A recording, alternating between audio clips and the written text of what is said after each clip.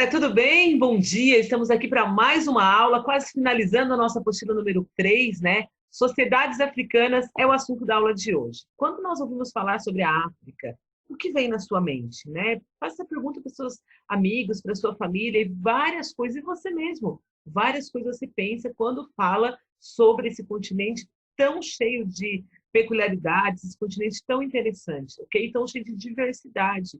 É a palavra que nós temos que falar quando nós pensamos, então, nesse continente. Primeira coisa é entender que não é um país, né? É um continente, então, tá bom? Alguns equívocos e preconceitos que nós não podemos cometer, tá? Primeiro, que é uma região homogênea, ou seja, que a gente pode enquadrar como sendo tudo igual, isso não existe. África selvagem, exótica, né? Isso nós não podemos utilizar no nosso vocabulário, ok? E se entender que há uma diversidade muito grande nesse continente. Por que que nós pensamos dessa maneira?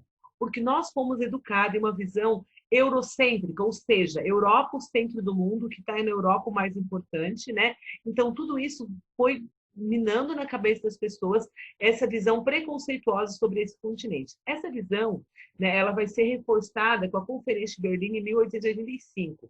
O que aconteceu nessa conferência? Foi nesse momento que houve, então, uma decisão de recolonizar a África e a Ásia, o que nós conhecemos como neocolonialismo, ok? Que vai depois, né, desencadear a Primeira Guerra Mundial. Então, são esses motivos que vão levar para que a gente tenha essa visão meio parecida sobre esse continente, tá? Por que estudar a África, então? No Brasil, nós recebemos uma influência muito grande dessa cultura africana, ok? Por conta, né, do grande número de africanos que foram trazidos ao Brasil, né, e foram inseridos, então, na nossa cultura. Outro motivo, desconstruir falsas ideias sobre esse continente, né, e desfazer, então, os preconceitos, tá? Vamos lá um pouquinho sobre a África. Ela tem 30 milhões de quilômetros quadrados, 850 milhões de habitantes, mais de 50 países. Há um deserto bastante grande, né, o deserto do Saara, com 9 milhões de quilômetros quadrados, que separa, então, a África. A África do Norte, onde a maioria é muçulmana, né, e a África subsaariana, que tem a maior concentração de negros, então, tá? Aqui tem um mapinha que mais ou menos, né, mostra essa linha, então, imaginária, né, obviamente, onde teria o deserto, onde divide, então, essas duas Áfricas, tá bom? Nesse continente tão cheio de peculiaridades, há diferentes formas de organização social e política, tá? Tem alguns lugares que têm aldeias ou grupos nômades, né? E outros, então, formaram grandes sociedades, né? A história, ela era transmitida de forma oral, quando não tinha escrita, né? Então, os mais velhos, eles têm uma importância muito grande na sociedade. Por quê? Porque eles são os detentores do conhecimento, irão transmitir esse conhecimento para os mais jovens, para que a sua história possa permanecer. Bom, se organizavam também cidades-estado, né, e comercializavam então aquilo que sobrava. Extração de metais favoreceu o aparecimento de alguns reinos também que você vai encontrar também nessa África, né? E aí tinha em alguns desses reinos uma hierarquização, ou seja, quem tinha maior ou menor importância ou relevância na sociedade, né? E isso era decidido através do mérito, ou porque era rico, ou pela idade da pessoa, então, que morava naqueles reinos, tá? Destaque interessante para os pigmeus, né? Era um grupo seminômades que tinha uma altura média de 1,5 m, né? E eles, então, sofreram bastante durante a recolonização, enfim, né? Porque eram vistos, então, como sendo para exposição para que as outras pessoas pudessem observá-los, né? Principais reinos antigos. Egito Antigo, que nós já estudamos, Kush, Reino de Gana, Império de Mali, Oussalândia, Iorubá, Reino de Congo, Reino de Nakongo e Monomatapa, tá? Alguns aspectos sociais sobre a África. Muitas rotas comerciais foram feitas, né? E muitos, então, deles foram trazidos ao Brasil para serem escravizados, né? África Ocidental, atuais Senegal, Mali, né? África Centro-Ocidental, atuais Gabão, Angola, África Austral, atuais Moçambique, África do Sul e Namíbia. Ainda sobre os aspectos sociais, né? Eles eram os povos de maior destaque nas rotas de escravidão, tá?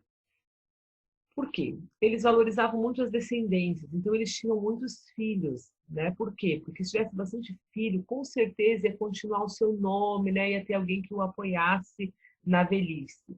Eles valorizavam a mulher, né? Mas por conta da fertilidade, não tinha essa valorização à mulher, como você vê nessa estátua aí, né?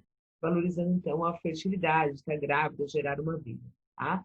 por conta de eles quererem ter vários filhos, e também, ou vários filhos também é porque, por conta disso, para poder usar a terra, né? Então, a poligamia era permitida, né? Então, era comum os homens terem mais de uma mulher, né? Para que essas mulheres não tivessem bastante filhos, e assim ele fosse bem sucedido, né? Na sua velhice, tivesse quem o amparasse, tá? Um assunto, né, polêmico, que às vezes a gente fala. A escravidão já existia na África, né? Porém, era uma escravidão doméstica, nada comparado à que foi, né, quando os europeus então invadiram e foram tirando as pessoas para serem comercializadas, tá? Os escravos podiam ser utilizados como criados, agricultores, soldados ou mercadorias, especialmente no Saara e no Egito, tá? Um escravo podia ser escravo por se tornar prisioneiro, tá, de guerra, ou por ser castigado por cometer algum delito ou por dívida, né? E os filhos de escravos não nasciam escravos, os filhos de escravos nasciam livres, tá bom? E aí, com a expansão marítima europeia, né? Então, quando eles têm contato com esse modelo, enfim, né? Viu ali uma ideia de um negócio lucrativo. Então, essas pessoas eram tiradas de suas terras e eram comercializadas, então, né, para outras regiões, eram vendidos como escravos, tá? No século XVI, entre 800 mil a 1,3 milhões de pessoas foram trazidas, foram vendidas como mercadorias, tá? Os negros eram capturados, né, e trazidos, então, para o continente americano. Bom, várias rotas de fuga aconteceram, obviamente, né? A gente tem que entender que os africanos nunca quiseram a escravidão, então eles vão lutar contra essa dominação, né? E esse tráfico negreiro deu origem à diáspora africana, ou seja, um grande número de africanos que saiu da África, tá? Desse povo todo que saiu da África, 4 milhões desses vieram ao Brasil. Aí se explica, né, o porquê da presença muito grande, então, deles no Brasil. Os aspectos religiosos, então, né? Nas sociedades mais antigas, o culto aos antepassados, às forças da natureza, ao espírito criador, né? A humanização das forças da natureza, Ogum e Xangô, que dá origem aos orixás, né?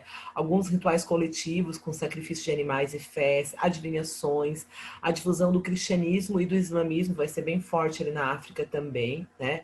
E algum sincretismo religioso ali com o candomblé e o umbanda. Então, todas essas características religiosas, elas estavam bem presentes lá na África, né? E muitas delas foram trazidas, então, ao Brasil com os africanos que vieram para cá. Bom, influência linguística no Brasil, né? Algumas palavras que derivam, então, né, dos dialetos africanos, né?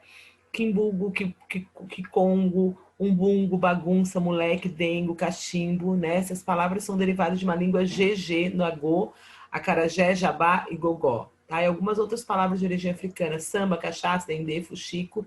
Então você percebe a presença muito forte, né, africana na história do nosso país, então, tá bom? Um forte abraço para você e até a próxima aula.